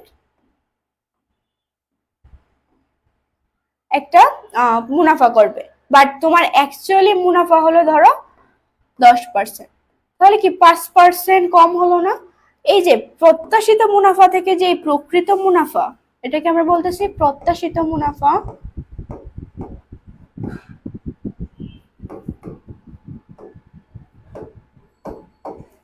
আর এটা হলো প্রকৃত মুনাফা। তাহলে এই প্রত্যাশিত মুনাফা থেকে যে প্রকৃত মুনাফাটা কম হলো, এই যে 5%, এটাকে আমরা বলতেছি ঝুঁকি। তাহলে ঝুঁকি হলো বিনিয়োগ হতে প্রত্যাশিত মুনাফা অপেক্ষা প্রকৃত মুনাফা কম হওয়ার সম্ভাবনাকে আমরা বলতেছি ঝুঁকি। এক্ষেত্রে ঝুঁকি ও মুনাফা, আরেকটা হলো মুনাফা। মুনাফা বলতে কি বোঝায় এটা তো তোমরা জানোই, যে কোনো কিছুতে বিনিয়োগ করে যে তোমরা এক্সট্রা বা অতিরিক্ত যে টাকাটা অর্জন করো সেটাকে আমরা বলি হলো মুনাফা। তাহলে ঝুঁকি ও মুনাফার মধ্যে আসলে কিরকম সম্পর্ক বিদ্যমান এটা কি জানো? ঝুঁকি ও মুনাফা এই দুইটার মধ্যে আসলে পজিটিভ সম্পর্ক বিদ্যমান। পজিটিভ বা ধনাত্মক, বা এটাকে আরো নামে বলা হয় ধনাত্মক, তারপর বলতে পারে সমমুখী, সবগুলাই সেম। অর্থাৎ ঝুঁকি ও মুনাফার মধ্যে পজিটিভ বা ধনাত্মক বা সমমুখী সম্পর্ক বিদ্যমান। এটা কিভাবে? যখন একটা প্রকল্পে ধরো মুনাফা বৃদ্ধি পাইছে, তাহলে সেক্ষেত্রে ঝুঁকিটাও বৃদ্ধি। যদি ঝুঁকি কম হয় তাহলে মুনাফাও কম হয়। এক্ষেত্রে কি, যদি একটা বাড়ে আরেকটা বাড়বে, একটা কমলে আরেকটা কমবে, অর্থাৎ এদের মধ্যে ধনাত্মক বা এটাকে সমমুখীও বলতে পারি, সমমুখী বা ধনাত্মক সম্পর্ক বিদ্যমান। এক্ষেত্রে কেন বলা হলো যে কোনো একটা প্রকল্পের ক্ষেত্রে যদি ঝুঁকি বেশি হয় মুনাফাও বেশি হবে, ঝুঁকি কম হলে মুনাফাও কম হবে। যদি একটা উদাহরণের মাধ্যমে তোমাদেরকে বোঝায় তাহলে আরো ইজিলি বুঝতে পারবে।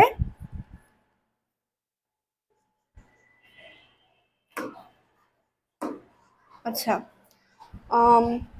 সরকারি বিভিন্ন বিনিয়োগ ক্ষেত্র আছে না, যেমন সরকারি বন্ড।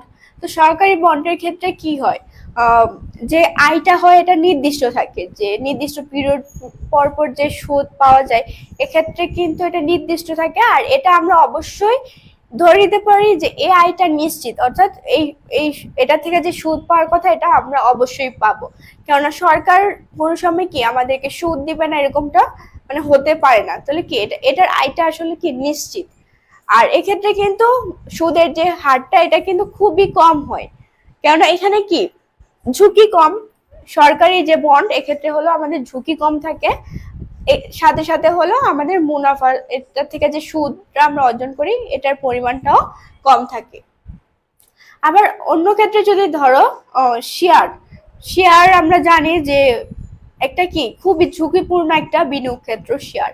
সেক্ষেত্রে শেয়ারের ক্ষেত্রে আমরা কি জানি যে শেয়ার থেকে অনেক বেশি মুনাফা অর্জন করা যায়, বা অনেক অনেক ক্ষেত্রে কি অনেক ক্ষতি হওয়ার সম্ভাবনা থাকে। তাহলে কি এটা খুবই রিস্কি হলেও মানুষ কিন্তু শেয়ারও বিনিয়োগ করে, মানে সরকারি বন্ডে বিনিয়োগ না করেও কিন্তু শেয়ারেও বিনিয়োগ করে, যাদের উদ্দেশ্য থাকে হলো বেশি মুনাফা অর্জন করা। তাহলে কি যে ক্ষেত্রে কি মানে কেউ চাচ্ছে যে বেশি মুনাফা অর্জন করতে, সেক্ষেত্রে কিন্তু রিস্কের লেভেলটাও কি বেশি থাকে। আর যেখানে ধরো সরকারি বন্ড এখানে কি ঝুঁকি কম, আর সেক্ষেত্রে কি আয়টাও কিন্তু কম হচ্ছে। তাহলে কি আমরা বলতে পারি যে যেখানে ঝুঁকি কম সেখানে আয়ও কম হবে, যেখানে ঝুঁকি বেশি সেখানে আয়ও বেশি। পরের স্লাইডে একটা উদাহরণ দেওয়া হয়েছে, তো ওই উদাহরণটা তোমরা একটু দেখবা। এখানে কি বলা হয়েছে,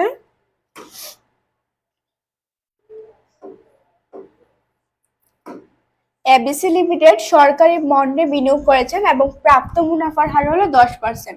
এছাড়াও তিনি ঝুঁকিপূর্ণ সম্পদে অর্থাৎ একটি কোম্পানির শেয়ারে বিনিয়োগ করেছেন এবং প্রাপ্ত মুনাফার হার 25%। দেখো শেয়ারে বিনিয়োগ করছে, এটার মুনাফার হারটা কি 25%, আর যেটা হলো সরকারি বন্ড এটার মুনাফার হারটা হলো 10%। অর্থাৎ যেহেতু শেয়ার সবচেয়ে ঝুঁকিপূর্ণ একটা বিনিয়োগ ক্ষেত্র, তাই এটার মুনাফার হারটাও বেশি। আর অন্যদিকে সরকারি বন্ডে মুনাফার হার কম, কেননা এখানে কি রিস্ক লেভেলটাও কি কম থাকে।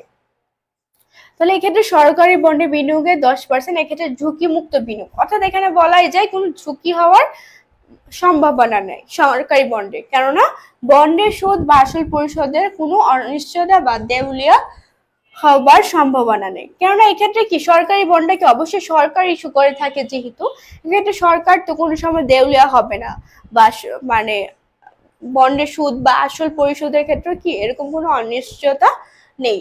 তাহলে কি এটা কি সম্পূর্ণ ঝুঁকিমুক্ত একটা বিনিয়োগ ক্ষেত্র, বাট এটার মুনাফাটা কি কম, এটার থেকে যে আয় এটা খুবই কম হচ্ছে। আর অন্যদিকে শেয়ারে বিনিয়োগ এটা থেকে বেশি মুনাফা হচ্ছে, বাট এটা বেশি ঝুঁকিপূর্ণ। এটা কম ঝুঁকিপূর্ণ, বাট সে কম ঝুঁকিপূর্ণ এটা সরকারি বন্ড, আবার এটা থেকে আয়ও কম। আবার শেয়ার এটা এটা বেশি ঝুঁকিপূর্ণ, আবার এটা থেকে আয়ও বেশি। তাহলে এক্ষেত্রে যে 25% হলো শেয়ারের মাধ্যমে আয় হলে 25% পাচ্ছে, আর সরকারি বন্ডের ক্ষেত্রে 10% পাচ্ছে। তাহলে কি যেটা শেয়ারে বিনিয়োগ করলে 15% বেশি পাচ্ছে। তাহলে এক্ষেত্রে এই যে 15% বেশি পাচ্ছে, অর্থাৎ ঝুঁকিপূর্ণ বিনিয়োগ ক্ষেত্রে বিনিয়োগ করার ফলে ঝুঁকিমুক্ত বিনিয়োগ ক্ষেত্র থেকে যে পরিমাণ বেশি পাচ্ছে মুনাফাটা, ওইটাকে আমরা বলি হলো ঝুঁকি অধিহার। তো এটা থেকে অনেক সময় কোশ্চেন আসে, ঝুঁকি অধিহার বলতে কি বোঝায়।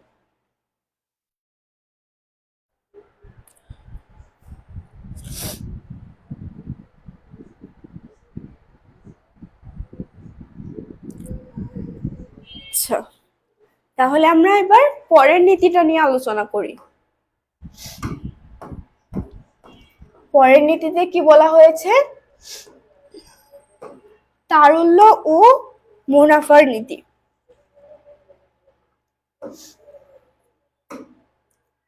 তারল্য ও মুনাফার নীতি। তারল্য বলতে আসলে কি বোঝায়? যদি এক কথায় আমি বলতে চাই যে তারল্য বলতে কি বোঝায়, এটা আমরা বলতে পারি নগদ অর্থ, অর্থাৎ তোমার হাতে কি পরিমাণ টাকা ক্যাশ আছে।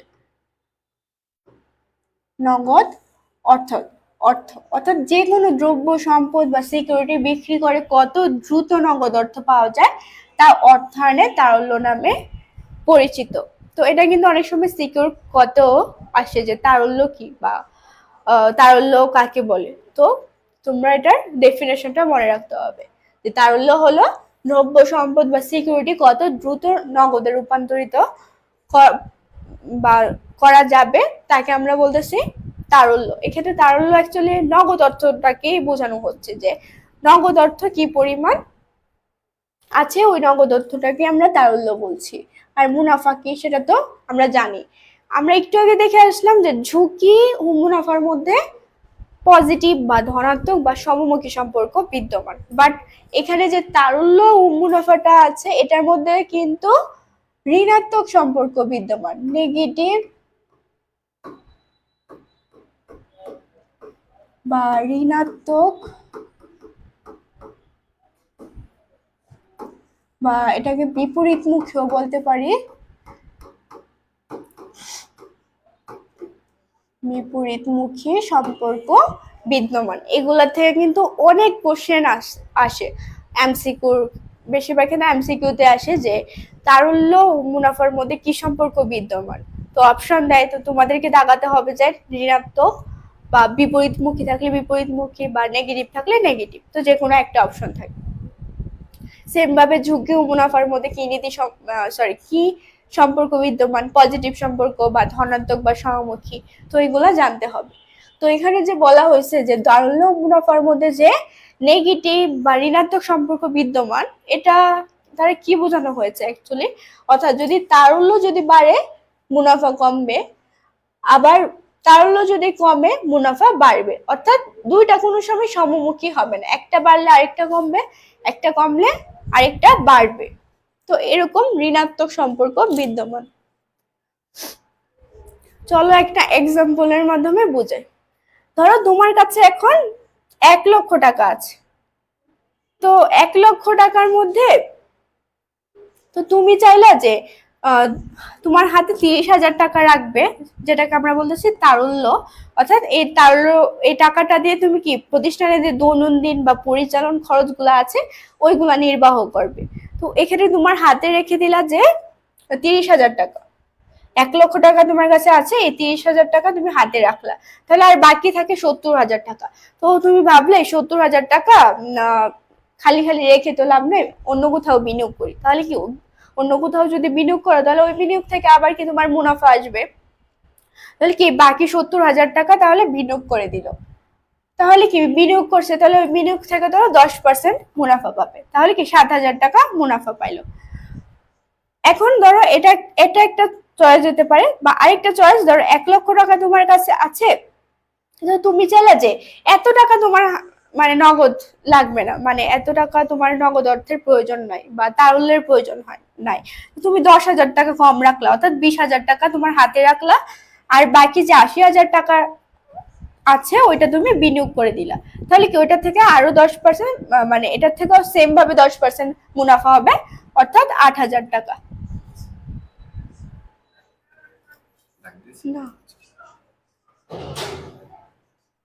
আচ্ছা, তাহলে কি আমরা কি দেখতে পারতেছি যে যখন তোমার তারল্য বেশি রাখতেছো, এটা আমি লাল কালি দিয়ে বোঝাই, যখন তুমি তারল্যটা বেশি রাখতেছো তখন কি তোমার বিনিয়োগটা কম হচ্ছে। আর আমরা জানি যে বিনিয়োগ যত করবে তত মুনাফা, আর বিনিয়োগ যত কম তত কম মুনাফা। তাহলে সেক্ষেত্রে কি তোমার বিনিয়োগের পরিমাণটা কমে যাচ্ছে, আর বিনিয়োগের পরিমাণ যেহেতু কমে যাচ্ছে সেক্ষেত্রে কি তোমার মুনাফাটাও কমে যাচ্ছে। আবার যে আরেকটা চয়েস, যে তুমি যদি কম রাখো তারল্য 20,000 যদি রাখো, তাহলে কি তুমি কম রাখলা, তাহলে তোমার তারল্য যদি কম থাকে তাহলে কি বিনিয়োগটা বেশি হচ্ছে, বিনিয়োগ বেশি হচ্ছে, আর বিনিয়োগ বেশি হলে কি মুনাফা বেশি হবে। এখন তাহলে তুমি এটার থেকে আইডেন্টিফাই করো যে তারল্য আর মুনাফার মধ্যে কি সম্পর্ক বিদ্যমান। অবশ্যই বুঝতে পারতেছি ঋণাত্মক, অর্থাৎ যখন আমার তারল্য বৃদ্ধি পাচ্ছে মুনাফা কমে যাচ্ছে, আবার যখন তারল্য কমে যাচ্ছে তখন আবার মুনাফা বৃদ্ধি পাচ্ছে। আশা করি তোমরা ক্লিয়ার, বুঝতে পারছো। তাই এক্ষেত্রে কি প্রতিষ্ঠান অবশ্যই কি একটা সামঞ্জস্য রাখতে হয়, যাদের প্রতিষ্ঠানে কি মুনাফাও যাতে করতে পারে, আবার বেশি টাকা তারল্য আকারেও মানে অচল অবস্থায় বা কি বলা যায় মানে অলসভাবে পড়ে না থাকে প্রতিষ্ঠানে। তো দুইটার মধ্যে সামঞ্জস্য করে প্রতিষ্ঠানকে সিদ্ধান্ত গ্রহণ করতে হয় যে কত টাকা বিনিয়োগ করবে আর কত টাকা তারল্য আকারে প্রতিষ্ঠানে রাখবে। তো এই সংক্রান্ত সিদ্ধান্তের ক্ষেত্রে যে নীতিটা ফলো করি আমরা, এটাকে আমরা বলতেছি তারল্য বনাম মুনাফা নীতি। আচ্ছা, এটা কি ক্লিয়ার?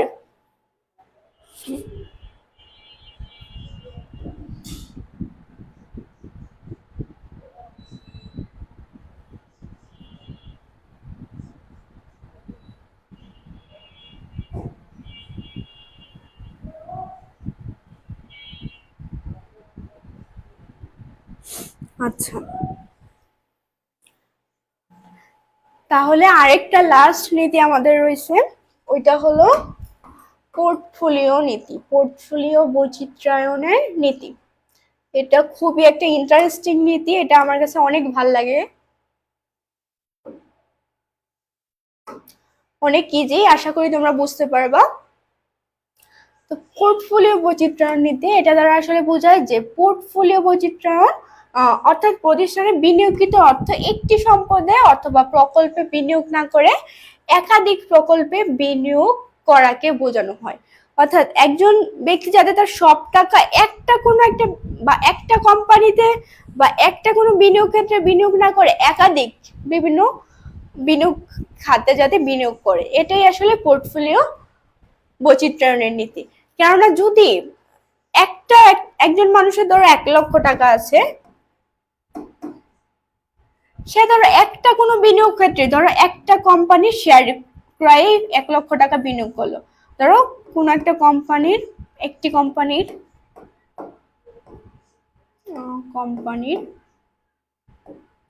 শেয়ার ক্রয় করলো 1,00,000 টাকা দিয়ে। তাহলে কি একটি কোম্পানির শেয়ারই ক্রয় করছে এই 1,00,000 টাকা দিয়ে, পুরো টাকাটা একটা কোম্পানির মধ্যে বিনিয়োগ করে দিছে। তাহলে এক্ষেত্রে কি যদি ওই কোম্পানিটা লস করে থাকে কোনোভাবে, তাহলে কি তার সবটা টাকাই কি জলে গেল, তাই না? এক্ষেত্রে যদি এরকম হইতো যে ওই ব্যক্তিটা 1,00,000 টাকা একটা কোম্পানিতে বিনিয়োগ না করে বিভিন্ন কোম্পানি বা বিভিন্ন বিনিয়োগ খাতে বিনিয়োগ করলো, ধরো কিছু টাকা ধরো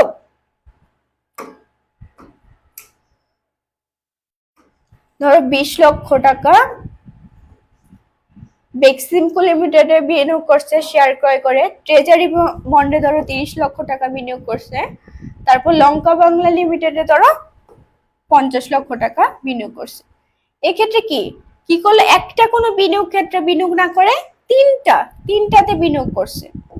তো তিনটাতে বিনিয়োগ করার ফলে কি তার একটাতে বিনিয়োগের ক্ষেত্রে যে ঝুঁকিটা ছিল এটা কি তিনটার মধ্যে সমানভাবে মানে পড়ে গেল না। এক্ষেত্রে যে একটাতে বিনিয়োগ করলে কিন্তু তার সবটা টাকাই জ্বলে যেত যদি প্রতিষ্ঠানের ক্ষতি হতো। এক্ষেত্রে তিনটাতে কিছু কিছু টাকা করে বিনিয়োগ করার ফলে অবশ্যই কি তার ঝুঁকির পরিমাণটা আসলে কম হয়েছে, অর্থাৎ ঝুঁকিটা হ্রাস পাইছে। ফলে এক্ষেত্রে পোর্টফোলিও বৈচিত্র্য নীতির আসলে মূল উদ্দেশ্য হলো ঝুঁকি কমানো, অর্থাৎ একটা কোনো বিনিয়োগ ক্ষেত্রে বিনিয়োগ না করে একাধিক প্রকল্পে বিনিয়োগ করাটাকে আমরা বলতেছি পোর্টফোলিও বৈচিত্র্য নীতি। এটার মাধ্যমে প্রতিষ্ঠান কি করতে পারতেছে, ঝুঁকি হ্রাস করতে পারতেছে। আর এটা কি আমরা বিনিয়োগের ক্ষেত্রে উদাহরণ দিলাম।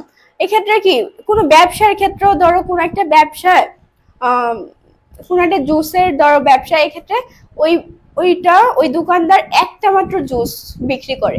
সেক্ষেত্রে কি ধরো আমের জুস বিক্রি করে, তাহলে কি ওই দোকানদারের কাছে তাহলে কি আমের জুস যারা পছন্দ করে ওই ধরনের ক্রেতারাই বা কাস্টমাররাই ওই দোকানে যাবে। এক্ষেত্রে ওই দোকানদার যদি আমের জুসের সাথে সাথে আনারসের জুস, তারপর আপেলের জুস, তারপর তরমুজের জুস, এরকম বিভিন্ন ধরনের জুস রাখতো, তাহলে কি সব ধরনের ক্রেতারাই যারা যে জুস পছন্দ করে সব ধরনের ক্রেতারাই ওই দোকানে যাবে। তাহলে কি তার প্রতিষ্ঠানে কি মুনাফা বৃদ্ধি পাবে, বিক্রি বেশি হবে। বিক্রি বেশি হলে কি মুনাফা বেশি হবে, আর মুনাফা বেশি মানে কি প্রতিষ্ঠানে কি ঝুঁকিটা তাহলে কমে যাচ্ছে। তাহলে কি এটা পণ্য বৈচিত্র্যের ক্ষেত্রেও কিন্তু রিলেটেড এই কনসেপ্টটা, বিনিয়োগের ক্ষেত্রেও সেম, পণ্য বৈচিত্র্যের ক্ষেত্রেও কিন্তু এই কনসেপ্ট অর্থাৎ এই নীতিটা কিন্তু গুরুত্বপূর্ণ। আচ্ছা, তোমাদের কি কোনো কোশ্চেন আছে? এটুকু কি বুঝতে পেরেছো ক্লিয়ারলি?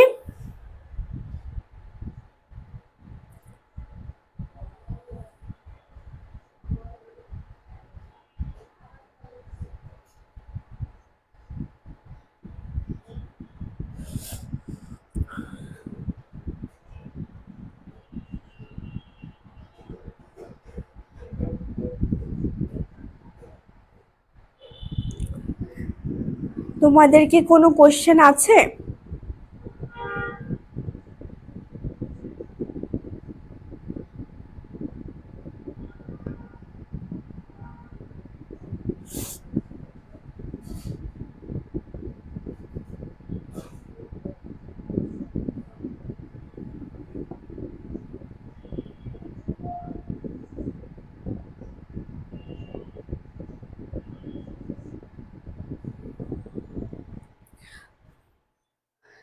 আচ্ছা ঠিক আছে, তোমাদের কোনো কোশ্চেন নাই তাহলে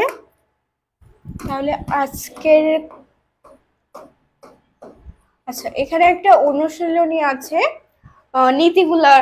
নীতিগুলার থেকে। তো এখানে কি বলা হয়েছে দেখো, ফার্স্টে যে দেওয়া হয়েছে এটা কি বলা হয়েছে, স্কলার্স লিমিটেড প্রতিষ্ঠানটি 2 লক্ষ টাকার মধ্যে জনতা ব্যাংকের সাধারণ শেয়ারে 1 লক্ষ টাকা, এসিআই কোম্পানির বন্ডে 50,000 টাকা এবং বাকি অর্থ জনতা লিমিটেডের অগ্রাধিকার শেয়ারে বিনিয়োগ করেছে।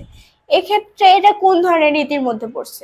এখানে দেখো স্কলার্স লিমিটেডের যে টাকাটা আছে পুরো টাকাটা কি একটা কোনো কোম্পানি বা একটা কোনো প্রকল্পে বিনিয়োগ করছে? না, একাধিক প্রকল্পে বিনিয়োগ করছে। জনতা ব্যাংকের সাধারণ শেয়ারে কিছু, এসিআই কোম্পানির বন্ডে কিছু, তারপর জনতা ব্যাংকের অগ্রাধিকার শেয়ারে কিছু, অর্থাৎ 3টা প্রকল্পে বিনিয়োগ করছে। অর্থাৎ আমরা পোর্টফোলিও নীতির মাধ্যমে কি জেনেছি যে প্রতিষ্ঠান যদি তার সবটা টাকা একটা প্রকল্পে বিনিয়োগ না করে একাধিক প্রকল্পে বিনিয়োগ করে ওটাকে আমরা পোর্টফোলিও বৈচিত্র্য নীতি বলতেছি। সেম ভাবে এই প্রতিষ্ঠানটিও কিন্তু একাধিক প্রকল্পে বিনিয়োগ করছে, তাহলে এটা আমরা বলতেছি পোর্টফোলিও বৈচিত্র্যের নীতি। এই নীতিটা এই প্রতিষ্ঠান স্কলার্স লিমিটেড ফলো করছে। তারপর 2-এ কি বলা হয়েছে, মিরাক্কেল ইন্ডাস্ট্রি বিনিয়োগের জন্য 3টি খাত থাকা সত্ত্বেও অধিক লাভজনক হয় সকল অর্থ একটি মাত্র প্রকল্পে বিনিয়োগ করেছে। এটার পুরো অপোজিট না, এখানে দেখলাম যে অনেকগুলা প্রকল্পে বিনিয়োগ করছে, বাট মিরাকেল ইন্ডাস্ট্রি 3টি খাত থাকা সত্ত্বেও মাত্র একটি মাত্র প্রকল্পে বিনিয়োগ করছে। কিসের আশায়? এটা বেশি লাভজনক। তাহলে এটা আসলে আমাদের কোন নীতিটাকে ফলো করছে? ঝুঁকি ও মুনাফার নীতি। এক্ষেত্রে কি ঝুঁকি ও মুনাফার মধ্যে আমরা নীতির মধ্যে দেখছি যে যদি কোনো প্রতিষ্ঠান যদি বেশি মুনাফা করতে চায় সেক্ষেত্রে কি, সেক্ষেত্রে রিস্কি বিভিন্ন ক্ষেত্রে বিনিয়োগ করে থাকে। সেক্ষেত্রে কি মুনাফার লেভেল যদি বেশি হয় রিস্কের লেভেলও বেশি থাকে, মুনাফার লেভেল কম থাকলে রিস্কের লেভেলও কম থাকে। তাহলে এক্ষেত্রে মুনাফা বেশি হচ্ছে প্লাস এখানে রিস্কও বেশি, তাহলে এটা ঝুঁকি ও মুনাফার নীতি। তারপর হলো 3-এ বলা হয়েছে বার্জার পেইন্টস লিমিটেড প্রতিষ্ঠানের নগদ উদ্ভিদের পুরোটাই দীর্ঘমেয়াদী সম্পদে বিনিয়োগ না করে কাঁচামাল ক্রয় এবং কর্মচারীদের বেতন পরিশোধ বাবদ প্রয়োজনীয় অর্থ নগদ সংরক্ষণ করেন। অর্থাৎ এই যে তার যে নগদ উদ্বৃত্তটা আছে তিনি কিন্তু পুরোটা দীর্ঘমেয়াদী সম্পদে বিনিয়োগ করে নাই, তিনি কিন্তু কিছু টাকা কি তারল্য নগদে সংরক্ষণ, মানে কি এখানে তারল্যর কথা কিন্তু বলা হয়েছে যে কিছু টাকা তারল্য আকারে রাখছে পুরোটা বিনিয়োগ না করে। এক্ষেত্রে কি তিনি তারল্য ও মুনাফার মধ্যে একটা সামঞ্জস্য করলো না? তাহলে কি তারল্য ও মুনাফার মধ্যে সামঞ্জস্য করার যে ব্যাপারটা, এটা কোন নীতিতে আমরা আলোচনা করেছিলাম? এটা আমরা তারল্য ও মুনাফার নীতি এটাতে আলোচনা করেছিলাম। তাহলে কি এখানে আসলে বার্জার পেইন্টস লিমিটেড প্রতিষ্ঠানটি তারল্য ও মুনাফা নীতির ভিত্তিতেই আসলে নগদ উদ্বৃত্তের পুরোটা দীর্ঘমেয়াদী ক্ষেত্রে বিনিয়োগ না করে তারল্য আকারেও কিছু টাকা রেখে দিয়েছে। আশা করি তোমরা ক্লিয়ার। যদি কোশ্চেন থাকে বলতে পারো।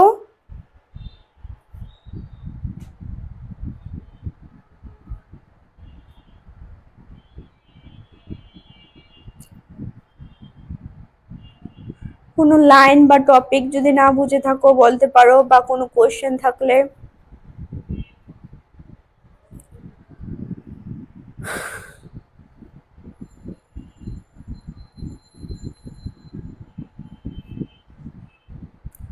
আচ্ছা, তোমাদের তাহলে কোশ্চেন নাই?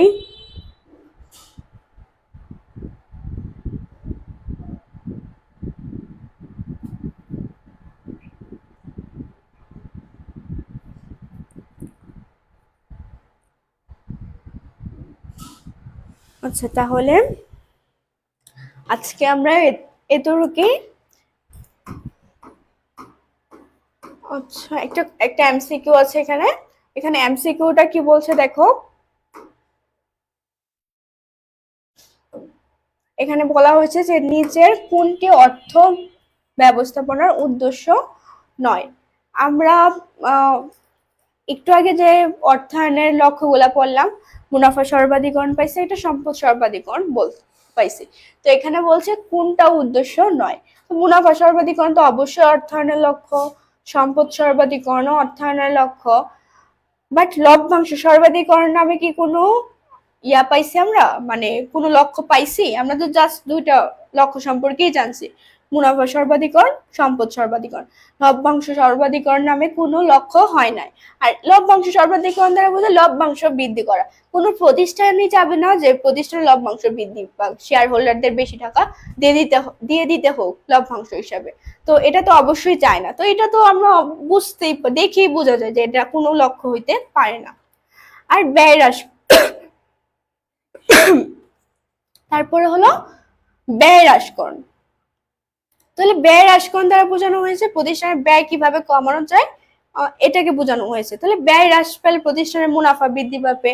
তাহলে এটা তো একটা লক্ষ্য হইতেই পারে, কিন্তু লভ্যাংশ সর্বাধিকরণ নামে কোনো উদ্দেশ্য হয় না। তাহলে এখানে সঠিক উত্তর হলো সি।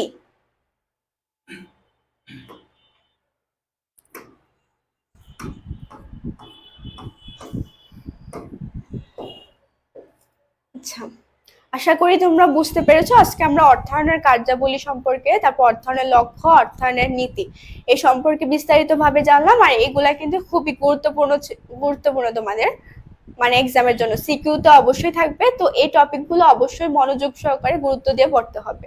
তাহলে আজকের ক্লাস এতটুকুই। আবার তোমাদের পরবর্তী চ্যাপ্টার অর্থের সময় মূল্য, এই চ্যাপ্টারটা নিয়ে আমরা পরবর্তী ক্লাসে আমরা আবার দেখা করছি। তো সবাই সুস্থ থেকো, ভালো থেকো। ধন্যবাদ।